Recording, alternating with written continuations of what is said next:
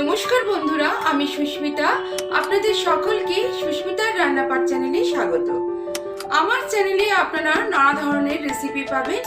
আজকে আমি একটা নতুন রেসিপি নিয়ে আপনাদের সামনে হাজির হয়েছি। চলুন দেখে নেওয়া যাক আজকের আমার রেসিপি।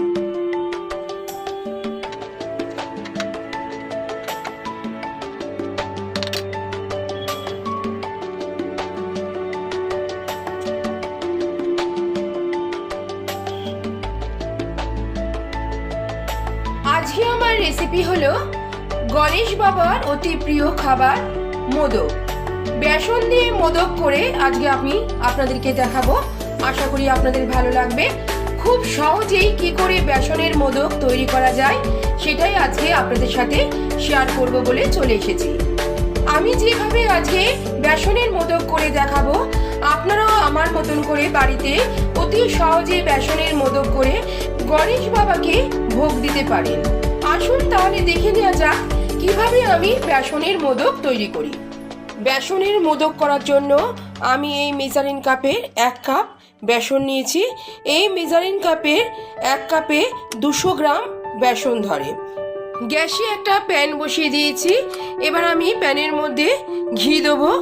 এই বড় চামচের 4 চামচ ঘি দেবো। পরে যদি ঘি লাগে আমি পরে আবার দেবো।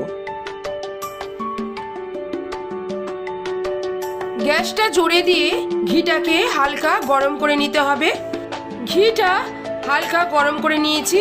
এবার আমি এর মধ্যে এই যে বেসনটা দিয়ে দিচ্ছি। এই সময় কিন্তু গ্যাসটা একদম কমানো থাকবে।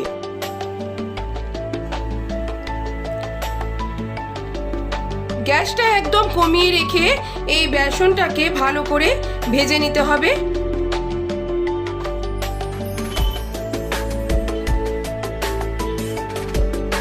মিনিট ভাজার পর আপনাদের কাছে ফিরে এলাম। দেখুন বেসনটা ঠিক এরকম ভাজা হয়েছে। আরও আমি এর মধ্যে 2 চামচ ঘি দেবো। ঘিটা দিয়ে আবারও বেসনটাকে ভাজতে হবে।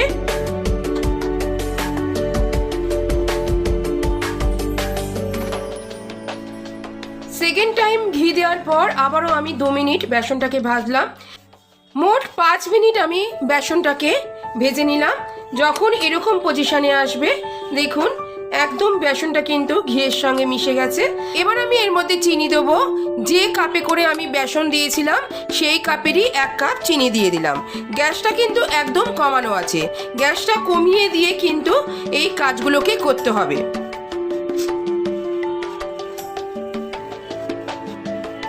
চিনিটা ভালো করে আমি বেসনের সাথে মিশিয়ে দিয়েছি। এবার আমি এর মধ্যে দেবো দুধ। যে কাপে করে আমি বেসন দিয়েছি সেই কাপেরই 1 কাপ আমি দুধ দিয়ে দিচ্ছি। দুধটা ভালো করে বেসনের সাথে মিশিয়ে দিতে হবে। গ্যাসটা কিন্তু একদম কমানো আছে। আবারও বলছি গ্যাসটা কমিয়ে কিন্তু এই কাজগুলোকে করতে হবে। দুধটা দেওয়ার পর 2 মিনিট ধরে আমি বেসনটা এইভাবে নাড়িয়ে যাচ্ছি। দেখুন অনেকটাই কিন্তু শুকিয়ে এসছে। এবার আমি এর মধ্যে পাউডার মিল্ক দেবো। এই মেজারিং কাপের 1 কাপ পাউডার মিল্ক দেবো। এখানে 100 গ্রাম দুধ ধরবে।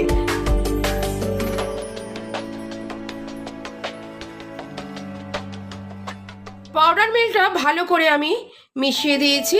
উষ্ণ গরম দুধের মধ্যে আমি কেশর ভিজিয়ে রেখেছিলাম। এই কেশর দুধটা দিয়ে দিচ্ছি।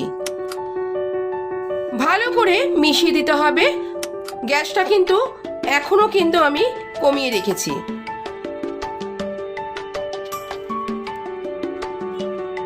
এবার আমি এর মধ্যে দিচ্ছি এলাচ গুঁড়ো। এলাচের গুঁড়োটা ভালো করে আমি মিশিয়ে দিচ্ছি। বেসনের ডোটা আমার তৈরি হয়ে গেছে। ঠিক যখন এইভাবে প্যান থেকে উঠে আসবে তখনই ভাববেন বেসনের ডোটা পারফেক্ট তৈরি হয়েছে। এবার আমি গ্যাসটা নিভিয়ে দিয়ে এই বেসনের ডোটা একটা প্লেটে নামিয়ে নেব। এইভাবে আমি প্লেটের মধ্যে বেসনের ডোটাকে ছড়িয়ে রাখলাম। এবার এই বেসনের ডোটাকে ঠান্ডা করতে দিতে হবে। এবার একটা পুর তৈরি করব। তার জন্য আমি এখানে নিয়েছি আমন্ড কুচি। আমন্ড বাদামকে আমি গুঁড়ো করে নিয়েছি, দিয়ে দিলাম।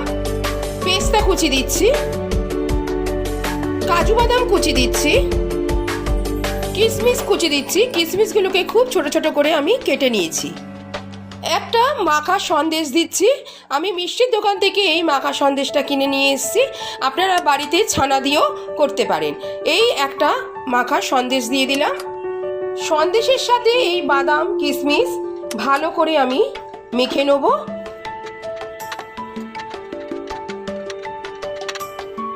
অল্প একটু দুধ দেবো, দুধ দিয়ে এটা মাখবো।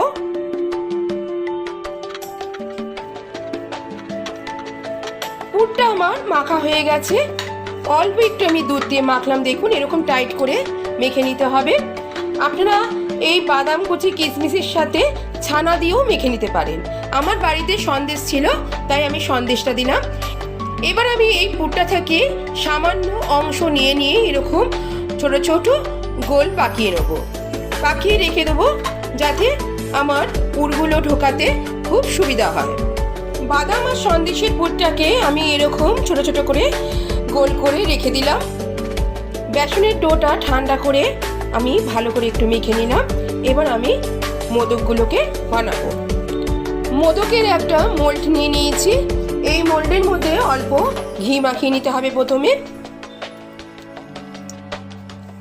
এবার এই বেসনের ডোটা থেকে অল্প অল্প আমি নেব। ডোটা থেকে অল্প অংশ নিয়ে আমি এরকম লম্বা করে নেব, নিয়ে এই মোল্ডের মধ্যে ঢুকিয়ে দেব। ভালো করে একটা আঙ্গুল দিয়ে এইভাবে চেপে চেপে দিতে হবে।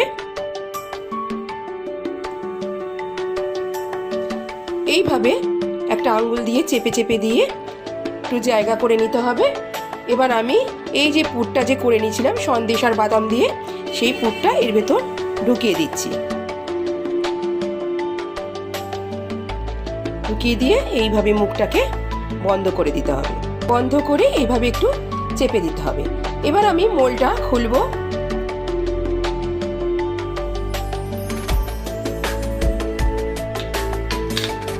দেখুন কত সুন্দর মোদকটা তৈরি হয়েছে।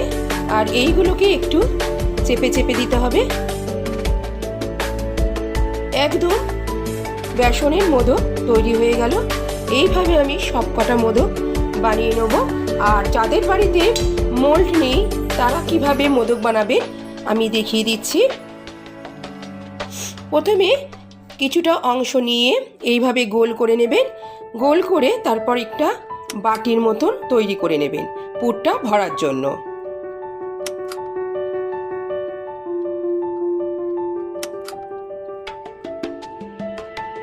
হাতের চেটোর মধ্যে এইভাবে নিয়ে এইভাবে আঙ্গুল দিয়ে দিয়ে ঘোরাবেন, তাহলেই কিন্তু মোদক তৈরি হয়ে যাবে। দেখুন কত সুন্দর মোদক তৈরি হলো। এবার মোদকের গায়ে যে কাটা কাটা থাকে সেটা আমি ডিজাইন করে দিচ্ছি। একটা ছুরির সাহায্যে করছি, আপনারা চামচের পেছনটা দিয়েও করতে পারেন। ঠিক এইভাবে দাগ কেটে দেবেন।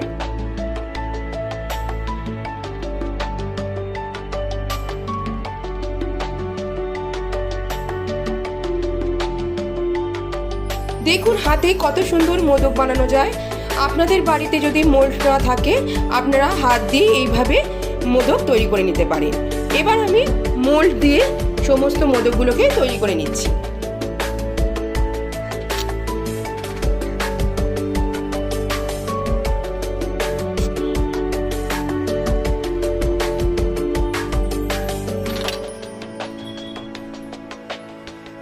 মোদকগুলো আমার তৈরি করা হয়ে গেছে। এবার আমি মোদকগুলোকে একটু সাজাবো। প্রথমে একটা আমি পেস্তা কুচি দিচ্ছি, তারপর একটা কেশর বা জাফরান দিয়ে দিচ্ছি,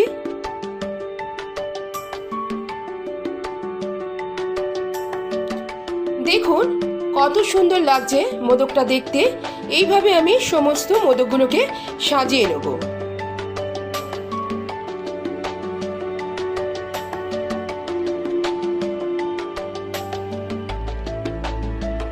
মোদকগুলো প্রত্যেকটাতে আমি সুন্দর করে সাজিয়ে নিয়েছি। দেখুন কত সুন্দর লাগছে দেখতে। একটা মোদক আপনাদেরকে কেটে আমি দেখাচ্ছি। মোদকটা কেটে আপনাদেরকে দেখিয়ে দিলাম। দেখুন মোদকটার ভেতরে পুরটা কত সুন্দর ঢুকেছে। এইভাবে আপনারা বাড়িতে বেসন দিয়ে মোদক বানিয়ে নিতে পারেন। সাজানোর পর কত সুন্দর লাগছে দেখতে। গণেশ বাবার অতি প্রিয় খাবার মোদক একদম রেডি। এই মোদকের রেসিপিটি আপনাদের কেমন লাগলো অবশ্যই আমাকে কমেন্ট করে জানাবেন। আমার মতন করে আপনারাও গণেশ বাবার জন্য মোদক তৈরি করে নিতে পারেন খুব সহজেই। আমি যেভাবে দেখালাম সেইভাবেই আপনারা মোদক তৈরি করে নিতে পারেন। আশা করি আপনাদের ভালো লাগবে। আজকের আমার এই মোদকের রেসিপিটি যদি আপনাদের ভালো লেগে থাকে অবশ্যই লাইক করবেন, শেয়ার করবেন, কমেন্ট করবেন। আমার চ্যানেলটি সাবস্ক্রাইব করে প্লিজ আমার পাশে থাকবেন। আমার চ্যানেলে নতুন বন্ধু হয়ে থাকলে চ্যানেলটি সাবস্ক্রাইব করার জন্য অনুরোধ রইল। তাহলে আজকে আমি এখানেই রাখলাম। আবার একটা নতুন রেসিপি নিয়ে আপনাদের সামনে হাজির হব। ভালো থাকবেন, সুস্থ থাকবেন। ধন্যবাদ।